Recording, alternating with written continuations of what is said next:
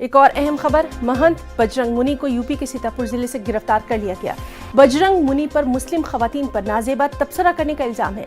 सीतापुर के SP RP Singh ने कहा कि महंत बजरंग मुनिदास को मुस्लिम खवातीन के बारे में मुतनाज़ा बयान देने के मामले में गिरफ्तार किया गया। देर रात उन्हें 14 दिन की अदालती तहवील में भेज दिया गया। सीतापुर के खैराबाद में वाक़े बड़ी संगत के महंत बजरंग मुनिदास ने जो काबिल एतराज़ बयान दिया था, उसका वीडियो सोशल मीडिया पर वायरल हुआ था।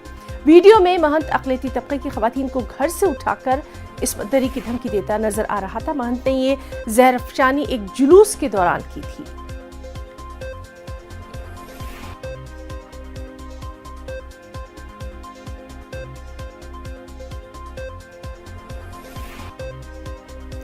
राजस्थान के करौली में कर्फ्यू में 15 अप्रैल तक की तौसी कर दी गई है। इंतजामिया ने सूरत हाल को देखते हुए कर्फ्यू में आज 12 घंटों की ढील दी है। दुकानें और बाजार सुबह 6 बजे से शाम 6 बजे तक खुले रहेंगे।